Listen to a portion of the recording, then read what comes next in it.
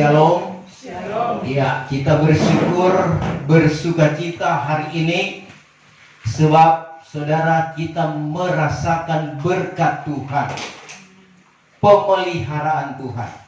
Jadi bukan karena kita kuat dan gagah, karena kita sudah makan kenyang, tetapi semua adalah kebaikan kasih sayang Tuhan.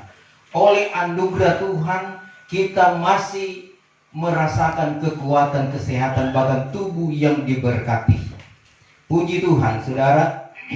Saat ini kita berada di minggu yang pertama pada bulan November 2024. Bersamaan saat ini adalah perjamuan suci.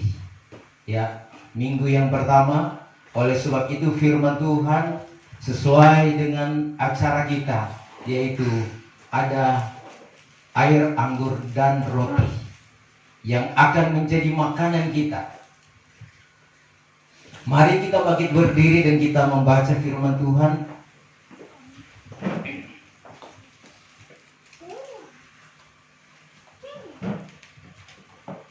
Di dalam Yohanes pasal yang ke-6, Yahya pasal yang ke-6, ayat 53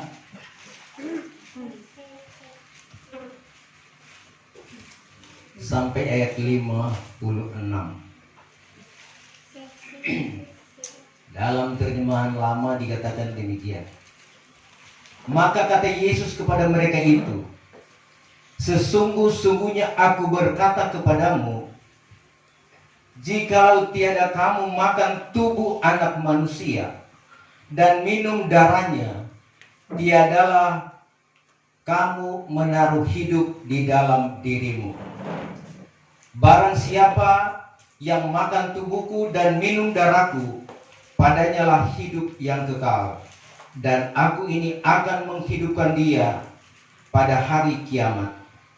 Karena tubuhku itulah makanan yang sungguh-sungguh, dan darahku itulah minuman yang sungguh-sungguh. Ayat 56. Siapa yang makan tubuhku dan minum darahku, ia tinggal di dalam aku dan aku tinggal di dalam dia. Terima kasih, silakan duduk. Saudara, di dalam Yohanes pasal yang ke-6 ini, ya, memang ada beberapa perumpamaan yang dicatat di sana, yaitu Tuhan Yesus memberi makan 5.000 orang. Kemudian juga di sana juga Yesus berjalan di atas air.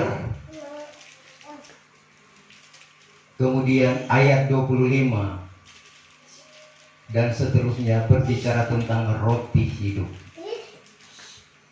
Dikatakan di dalam ayat pokok, saudara, Tuhan menyatakan, sesungguh-sungguhnya aku berkata kepadamu, jikalau tiada kamu makan tubuh anak manusia dan minum darahnya, tiadalah kamu menaruh hidup di dalam dirimu. Saudara, ini adalah merupakan perkataan Tuhan Yesus kepada murid-muridnya dan orang banyak. Tuhan berbicara waktu itu, saudara, dan ada yang tidak mengerti. Bahkan murid-muridnya sendiri pun ada yang tidak paham. Sebab orang berpikir, ya, manakan mungkin dia memberi makan tubuhnya. Itu secara logika manusia. Namun saudara kasih dalam Tuhan, ya, Tuhan sudah menyatakan lebih dulu, ya, bagaimana saudara sekalian tatkala dia melayani pekerjaan Bapa di sorga, Tuhan Yesus menyatakan tatkala dia membuat perjamuan suci, ya. Itu dikatakan saudara di dalam Matius 26.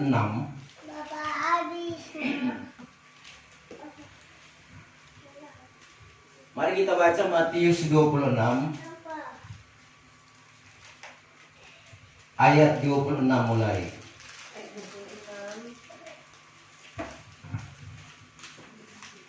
Sementara mereka itu makan, diambil oleh Yesus roti dan diberkatinya, lalu memecah-pecahkannya serta diberikannya kepada murid-murid itu sambil berkata, "Ambillah, makanlah, inilah tubuhku." 27. Lalu diangkatnya cawan minuman, diucapkannya syukur, serta diberikannya kepada mereka itu sambil berkata, "Minumlah kamu sekalian dari cawan itu, karena inilah darahku, yaitu darah perjanjian baru, yang ditumpahkan karena orang banyak jalan keampunan dosa." Iya, saudara, di dalam Matius 26, bagaimana Tuhan pada hari raya Paskah dia membuat perjamuan dengan murid-muridnya. Dia mengambil roti dan setelah dipecah-pecahkannya, dia suruh makanlah, inilah tubuhku. Kemudian air anggur itu dia katakan minumlah, inilah darahku, darah perjanjian. Saudara, apa yang dikatakan oleh Tuhan Yesus itu benar-benar, saudara sekalian, merupakan kebenaran firman Allah yang membuat orang yang saudara sekalian dipanggilnya itu mengerti, melakukan, dan saudara sekalian menerima apa kata Tuhan. Tetapi banyak orang yang tidak percaya, saudara. Nah, oleh sebab itu Tuhan katakan, saudara sekalian, di dalam Yohanes pasal yang ke-6, ya, bahwa makanan yang sungguh-sungguh adalah tubuh Tuhan, minuman yang sungguh-sungguh adalah darah Tuhan. Ya. Nah, saudara kasih dalam Tuhan, ya, Tuhan katakan, saudara sekalian, coba minta tolong baca Yohanes 6 ayat 27. Yahya 6 ayat 27. "Janganlah kamu bekerja karena makanan yang fana, melainkan karena makanan yang bakar, yaitu yang akan diberi kepadamu oleh Anak Manusia, karena ialah yang dimeteraikan oleh Bapa itu, yaitu Allah." Iya. Saudara, dikatakan oleh Tuhan Yesus, ya, "Aku berkata kepadamu sesungguhnya," ya, ayat 27, bekerjalah bukan untuk makanan yang akan dapat binasa, melainkan untuk makanan yang bertahan sampai kepada hidup yang kekal, yang akan diberikan Anak Manusia kepadamu, sebab dialah yang disahkan oleh Bapa Allah dengan meterainya. Bukan, saudara sekalian, kita bekerja, ya, karena makanan yang fana. Makanan yang fana apa, saudara? Yaitu, saudara, kebutuhan secara lahiriah. Secara lahiriah itu cuma selama kita berada di bumi itu fana. Bumi ini, saudara sekalian, fana. Tetapi Tuhan katakan, saudara, bekerjalah untuk makanan yang membawa kita kepada kehidupan yang kekal. Memang, saudara, Tuhan katakan bahwa pikiran Tuhan tidak sama dengan pikiran kita. Pikiran kita tidak sama dengan pikiran Tuhan. Itu dikatakan dalam Yesaya pasal 55 ayat yang ke-8. Bedanya jauh, saudara. Oleh sebab itu kita, ya, yang pasti kita berpikir secara logika manusia. Bagaimana kita mau bekerja untuk hal-hal yang akan datang, sedangkan sekarang ini kita ada di dunia yang fana. Kita masih membutuhkan makanan, minuman, bahkan sandang dan pangan. Kita perlu tempat tinggal, saudara. Nah, inilah yang mengakibatkan manusia mengalami kegelisahan, mengalami kekhawatiran dalam hidup.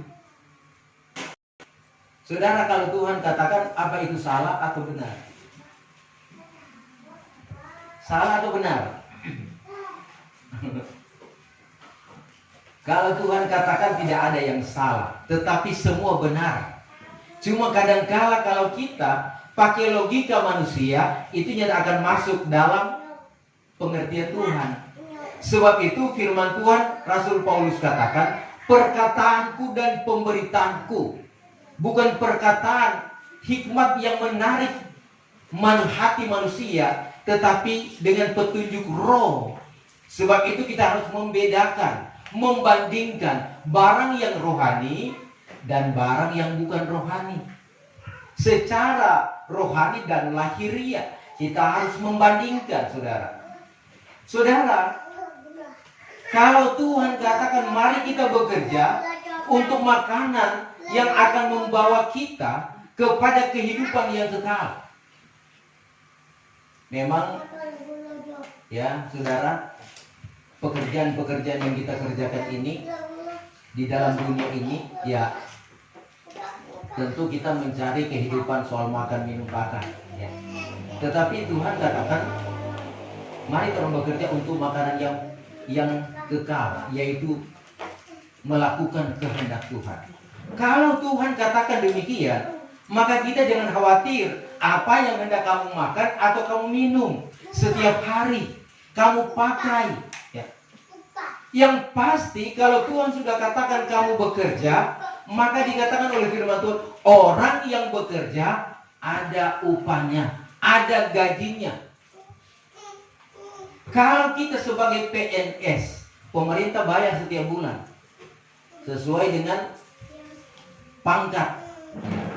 Kalau kita bekerja di perusahaan, perusahaan akan bayar kita tiap bulan. Ada tunjangan-tunjangan di sana. Nah, kalau kita bekerja di dalam pekerjaan Tuhan, siapa yang mau bayar? Tuhan, ya. Tuhan bayar tiap bulan atau tiap tahun? Tiap hari. Haleluya, tiap hari. Nah, saudara kasih dalam Tuhan, itulah iman kita kepada Tuhan. Kita bekerja untuk Tuhan. Apa yang kita kerjakan? Rasul Yakub katakan bahwa kerjakanlah keselamatan masing-masing dengan takut akan Tuhan. Jadi kita mengerjakan keselamatan masing-masing.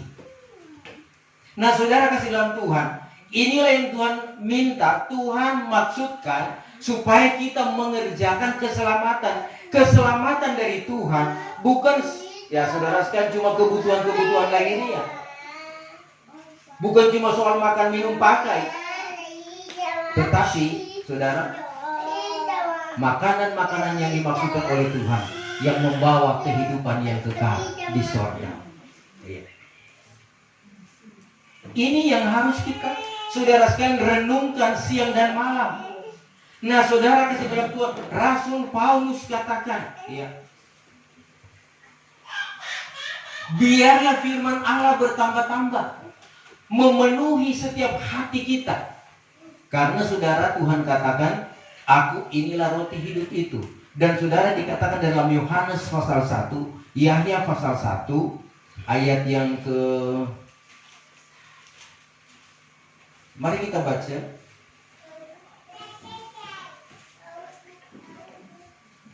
Ayat yang ke-14. Ayat 14. Maka firman itu telah menjadi manusia, serta tinggal di antara kita, dan kami sudah memandang kemuliaannya, seperti kemuliaan anak yang tunggal yang daripada Bapa, penuh dengan anugerah dan kebenaran. Iya. Firman itu telah menjadi manusia dan tinggal di antara kita. Jadi ini saudara sekalian yang dimaksudkan oleh Tuhan, makanlah tubuhku. Dia telah menjadi firman, dan firman Allah tinggal di antara kita. Berarti yang menjadi konsumsi kita setiap hari ada firman Allah. Amin. Adakah kita selalu makan setiap hari firman Tuhan?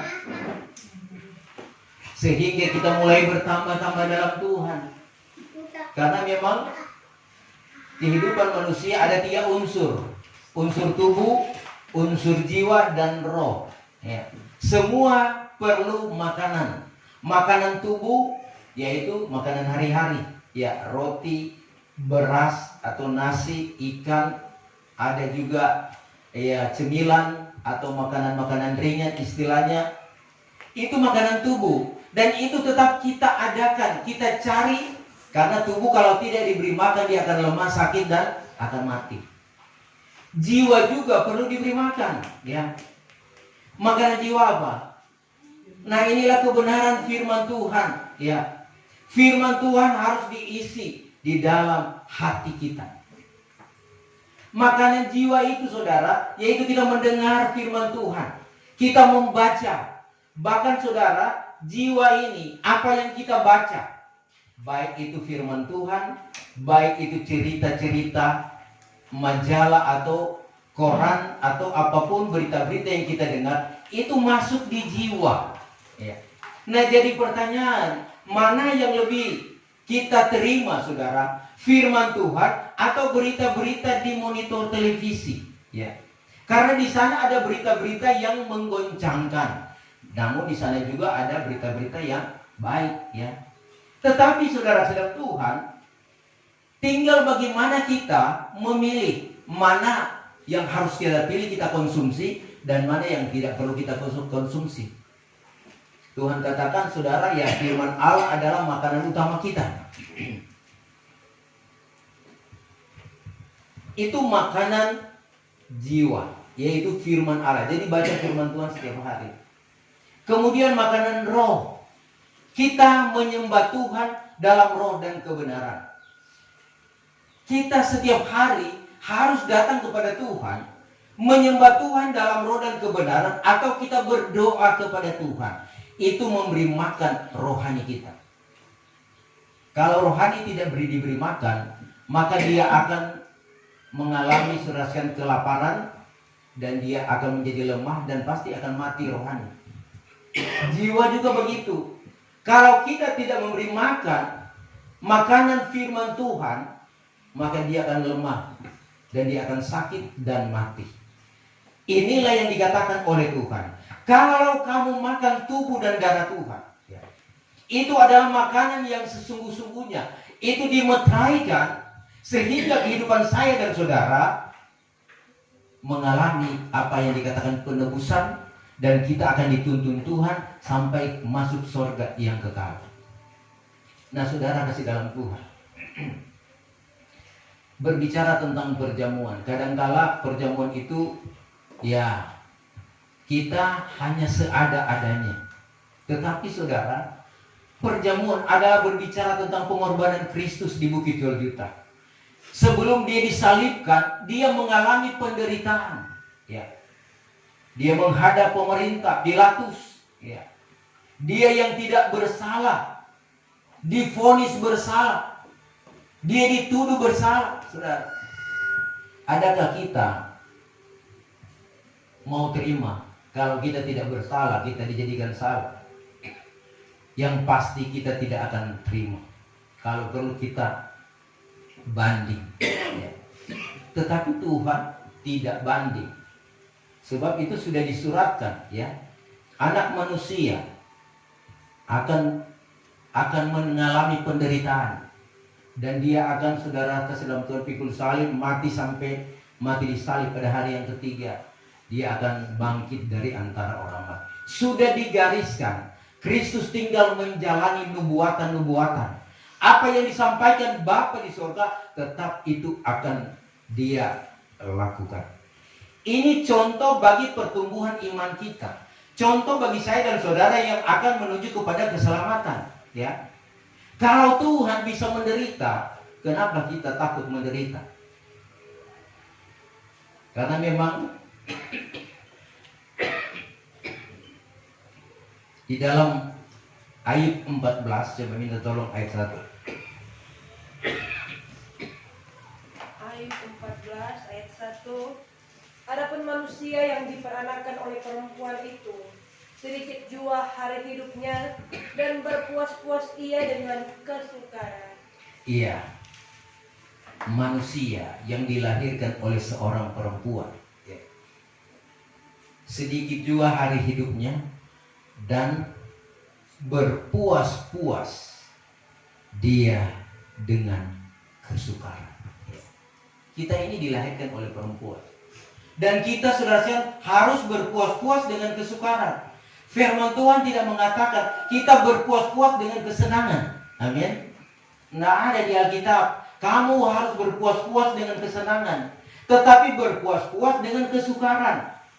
Nah, kesukaran sebetulnya, saudara, kalau kita mengerti kehendak Tuhan, itu sebetulnya suatu hal yang bukan menjadi penghalang bagi kita. Tetapi kesukaran itu adalah merupakan proses Tuhan, agar supaya kita di dalam kesukaran ini kita cari Tuhan. manusia, kalau dia tidak mengalami kesukaran, dia tidak akan cari Tuhan. Coba tatkala kita diberkati, ya, kita punya uang yang banyak diberkati, makanan, minuman, kita punya rumah, fasilitas. Kalau semua itu ada memenuhi kita, pasti kita akan lalai datang kepada Tuhan. Pasti kita tidak berdoa lagi.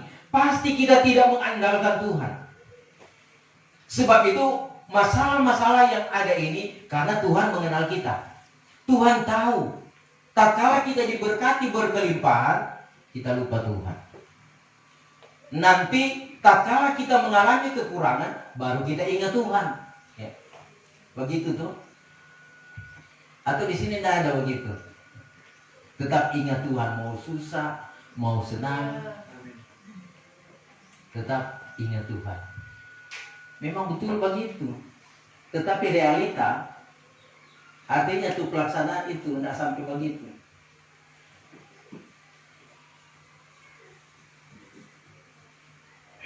Karena saudara dalam pelaksanaan itu, Tuhan melihat. Kita saja saudara sekalian dalam prakteknya, kadangkala karena kesibukan, batang ibadah, sudah gewestot. Ini satu hal yang saudara sekalian, kita pergunakan waktu Tuhan untuk kita pergunakan. Ya. Dan kemudian kewajiban-kewajiban kita untuk Tuhan, kadangkala karena kita butuh sesuatu, mungkin tidak cukup. Berkat yang Tuhan kasih mungkin tidak cukup. Sehingga kita mulai hitung-hitung. Setelah hutang-hutang kita lunasi, kita bayar. Karena memang setiap hari orang ada pembelanjaan. Ya. Setiap bulan ada. Kita bayar listrik, bayar air, kemudian juga hal-hal lain. Pembelanjaan setiap hari ada. Dan tatkala kita kalkulasi saudara, maka kadang-kadang tidak cukup.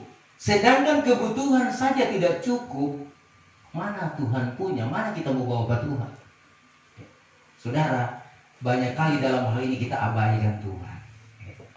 Karena kebutuhan. Mari kita saudara sekalian rubah cara pandang kita. Sebetulnya saudara sekalian Tuhan mengadakan apa yang kita butuhkan, Tuhan adakan. Tuhan tidak ingin kita orang-orang miliknya, orang-orang pilihan Tuhan yang sudah bersusah-susah, berlelah melayani, berdoa, puasa, beribadah, melayani pekerjaan Tuhan. Tuhan tidak tega melihat kita menderita. Tetapi saudara, Tuhan perlu menguji kita. Ujian-ujian ini yang kita katakan kesukaran. Ya. Karena sebetulnya kesukaran itu saudara adalah merupakan anugerah. Ya. Jadi anugerah itu bukan cuma karunia-karunia Roh Kudus. Bukan karena kita diberkati dengan uang yang banyak, kita diberkati dengan harta yang banyak. Bukan hanya itu yang berbicara anugerah pemberian Tuhan. Tetapi penderitaan itu juga adalah anugerah Tuhan. Coba baca firman Tuhan. Filipi 1 ayat yang ke-29. Karena kepada kamu ini sudah dianugerahkan oleh karena Kristus, bukan saja percaya akan Dia, melainkan menderita sengsara juga karena Dia. Iya, haleluya. Karena kepada kamu ini sudah dianugerahkan oleh karena Kristus. Kamu sudah dianugerahkan oleh karena Kristus, bukan saja percaya akan Dia, melainkan menderita sengsara juga karena Dia. Ini anugerah. Jadi mau pilih mana? Jadi jangan salah-salah tafsir, ya. Kadang-kala kalau itu persoalan terlalu besar, itu masalah terlalu banyak, kadang-kala kita sudah mengeluh kepada Tuhan, ya. Mengeluh, Tuhan, kenapa masalah ini selalu bertambah-tambah? Masalah belum selesai, datang lagi masalah lain, bertambah. Dalam hal ini, saudara, sebenarnya Tuhan tahu, Tuhan sangat paham, tetapi Tuhan menuntut di dalam persoalan ini, adakah kita mengucap syukur? Jangan cuma pengeluhan yang kita sampaikan kepada Tuhan.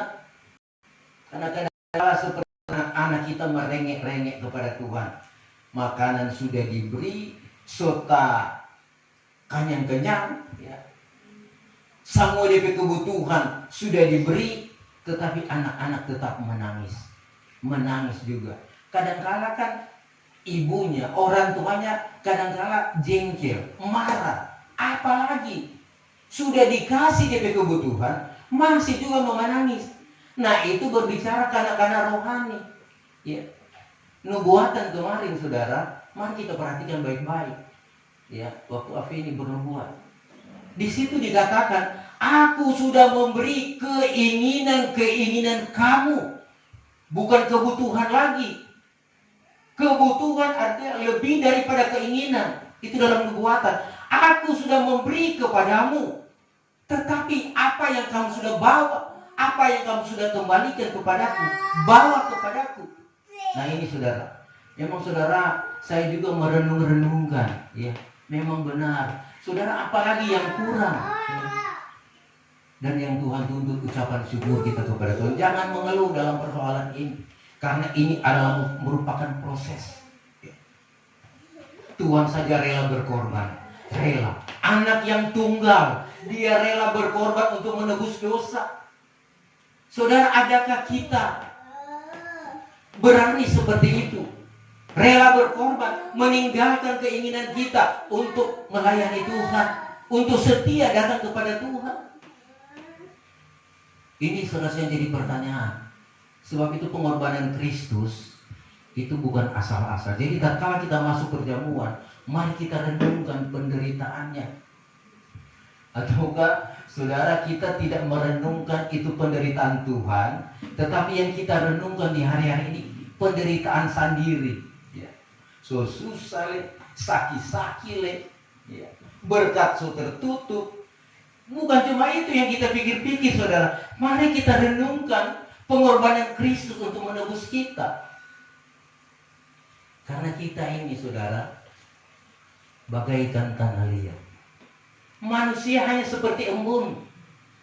Tak kala matahari naik, maka embun itu, bunga itu layu. Jadi kita ini manusia, saudara sekalian, mau harap apa kepada Tuhan selain lihat apa yang Tuhan minta. Perhatikan permintaan Tuhan. Kalau kita memperhatikan kehendak Tuhan, melakukan kehendak Tuhan, jangan kita khawatir tentang hidup. Memang saudara, saya juga mengalami suatu hal sama seperti itu. Tapi ya tak kalah saya bekerja karena kebutuhan, ada gaji, sehingga kadang-kadang itu ibadah itu lupa, atau ada jadwal ibadah tidak sempat ibadah. Kenapa? Karena terikat dengan pekerjaan. Memang secara materi diberkati, tetapi untuk pelayanan seperti ini terbatas. Dan setelahnya saya melewati pergumulan, dan rupanya ini yang Tuhan tidak suka. Tak kalah acara Tuhan kita abaikan Tuhan. Tuhan marah, saudara. Memang Tuhan marah. Kadang-kala dia berbicara lewat firman Tuhan. Kadang-kala dia berbicara lewat nubuatan. Dia menegur kita. Teguran Tuhan awalnya lemah lembut. Kemudian saudara, kalau kita tidak berubah, itu setengah keras. Dan saudara, kalau kita tidak berubah, sudah ditegur-tegur setengah keras, dia akan tegur kita dengan keras. Nah, teguran Tuhan, saudara, adalah kebaikan kita. Karena dikatakan dalam suratan Paulus kepada jemaat Ibrani, barang siapa kukasihi, aku tegur dia. Jadi kalau Tuhan sayang, Tuhan tegur, ingatkan. Kalau Tuhan tak sayang, ya Tuhan juga biarkan. Sebab itu firman Tuhan dikatakan, aku tahu menuntun orang kepada kebinasaan, dan aku tahu menuntun orang kepada keselamatan. Ya, di mana itu? Petrus atau Yohanes? Coba baca. 2 Petrus 2 ayat 9. Kalau begitu sudah nyata bahwa Tuhan tahu melepaskan segala orang yang beribadat dari dalam penjelmaan, dan tahu mengawali orang-orang yang tiada benar, sehingga sampai kepada hari penghukuman, supaya disiksakannya mereka itu. Iya, Tuhan tahu, saudara. Jadi tinggal pilihan kita. Kalau kita mau berbuat jahat, ya Tuhan izinkan. Silakan lakukan kejahatan, dan Tuhan akan menuntun sampai pada kebinasaan. Dan kalau kita sadar berbuat baik, maka kita lakukan kebaikan itu. Tuhan akan memampukan menuntun kita sampai pada keselamatan. Jadi itu kebebasan kita. Sebab itu orang Israel Tuhan tegur, ya, dengarlah firman Tuhan, tetapi mereka tidak mau. Nah, jangan saudara sekalian jadi seperti orang Israel. Mereka saudara sekalian tidak melakukan dan tidak mendengar firman Tuhan, sehingga banyak yang binasa di padang belantara. Saudara, tujuan kita di hari-hari ini, kita saudara sekalian punya tujuan sorga. Jadi bukan hanya kita bergulat-gulat, bergumul, bekerja di dunia ini untuk saudara sekalian kebutuhan-kebutuhan yang fana, tetapi mari kita bekerja untuk kebutuhan yang bakal, yang kekal. Karena saudara sekalian sebetulnya Tuhan tahu kebutuhan kita. Dia tahu apa yang kita mau makan, minum, kita mau pakai. Bahkan saudara dikatakan dalam Matius pasal yang ke-6, sedangkan burung pipit pun tidak menanam, tidak menabur, Tuhan pelihara dan kasih makan. Apalagi kita ini lebih mulia. Pengalaman Nabi Elia, tak kala masa kesukaran terjadi, maka Elia dijaga, dipelihara oleh Tuhan. Dengan apa saudara sekalian? Tuhan pelihara di tepi sungai Kerit. Di situ masih ada air sedikit-sedikit yang dia dapat minum. Apalagi soal makanan. Burung saudara sekalian, Tuhan datangkan burung bawa makanan. Daging-daging. Sudah. Kemudian setelah habis itu, ya Tuhan katakan perjalananmu masih jauh, makanlah.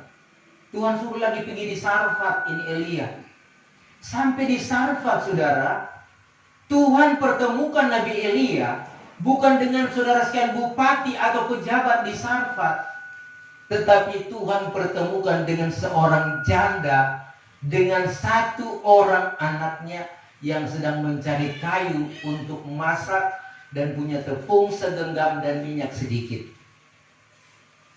Katanya bahwa tinggal satu kali masak, makan, kemudian kalau tidak hujan ya akan mati.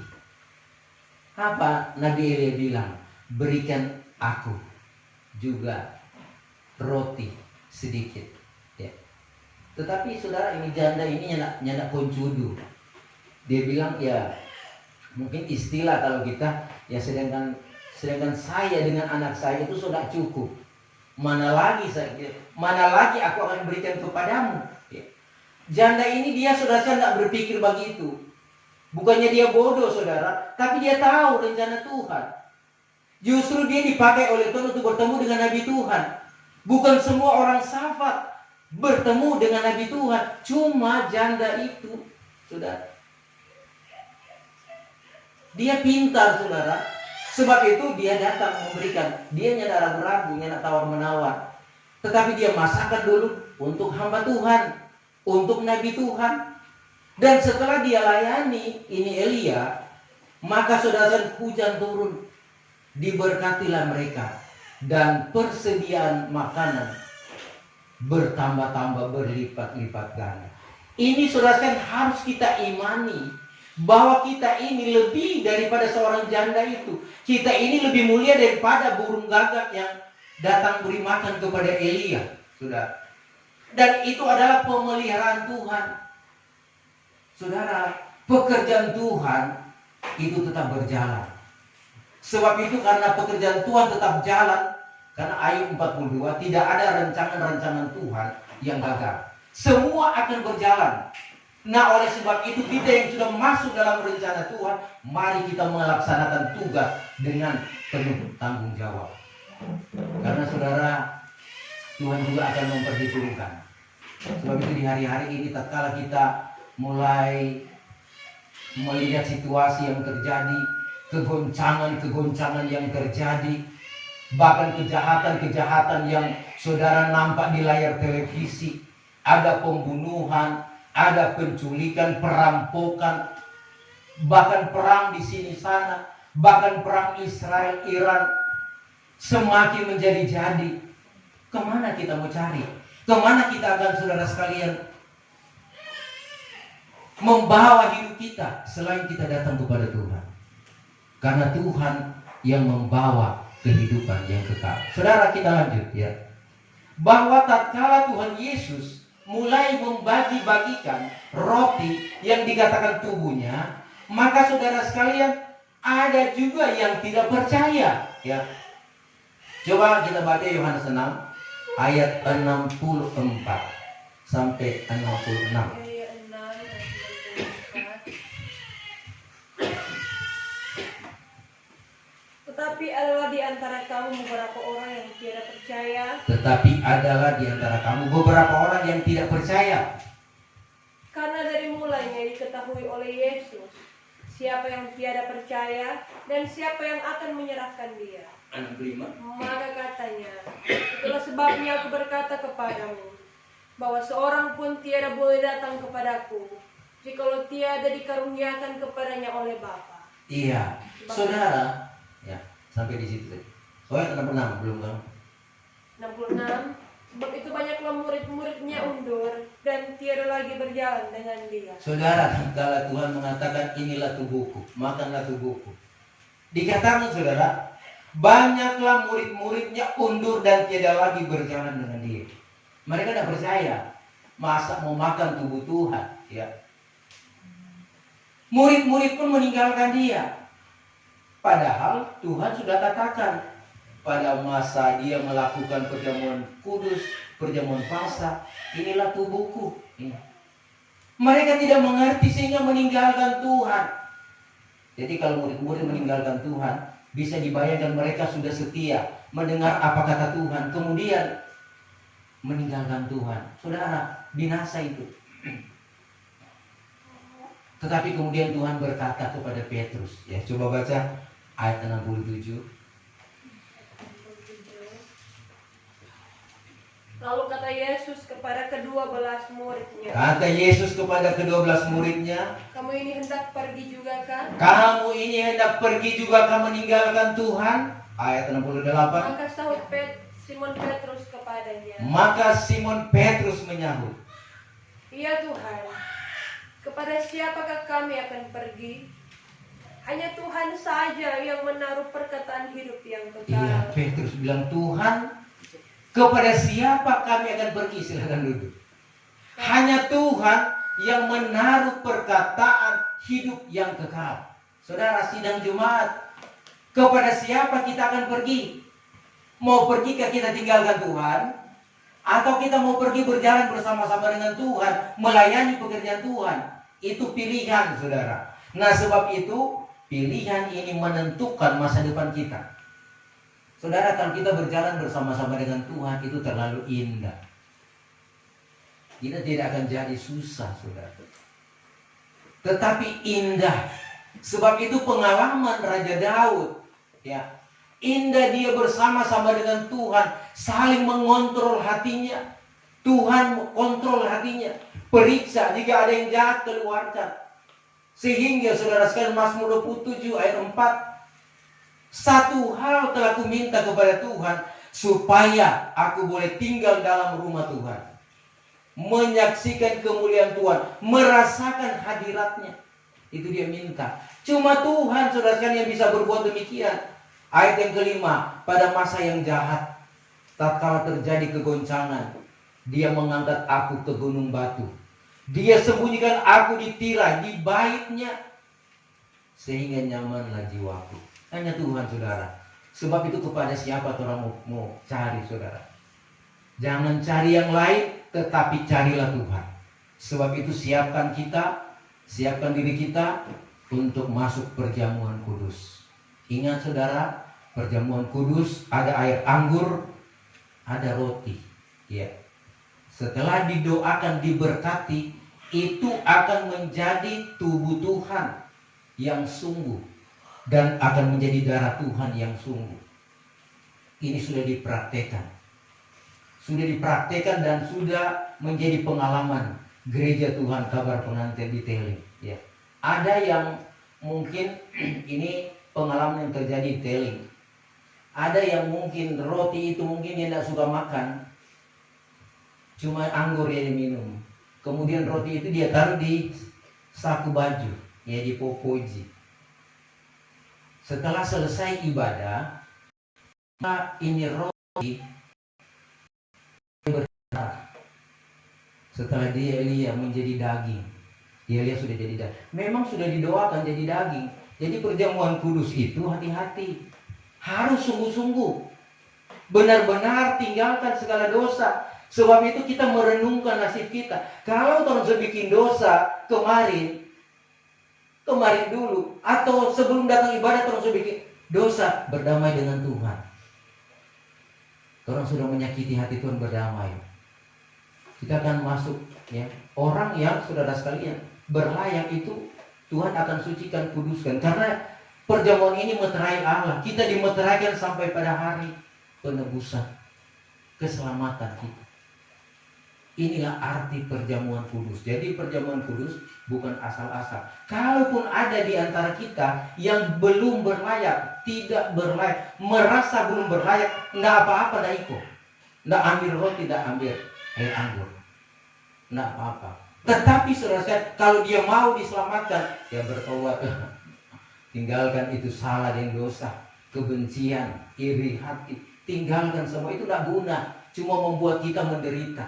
Tetapi kalau saudara sekalian kita senang, sukacita dengan Tuhan, dengan sesama, itu kebanggaan tersendiri, saudara. Inilah yang kita butuhkan di dunia ini. Kita sebetulnya yang jadi pertanyaan, apa yang orang butuh di dunia ini? Harta, kekayaan, bukan itu sebetulnya. Karena saudara, sebanyak-banyak harta kita, kekayaan kita, uang kita, itu belum tentu bisa membuat Anda sejahtera. Kesejahteraan itu hanya dapat apabila kita bersekutu dengan Roh Kudus.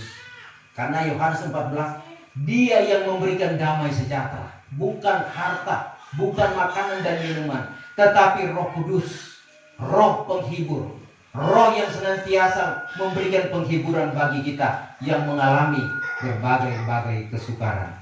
Puji Tuhan, saudara sekalian, ini firman Tuhan. Mari kita akan mempersiapkan diri. Kita akan masuk pada acara perjamuan kudus.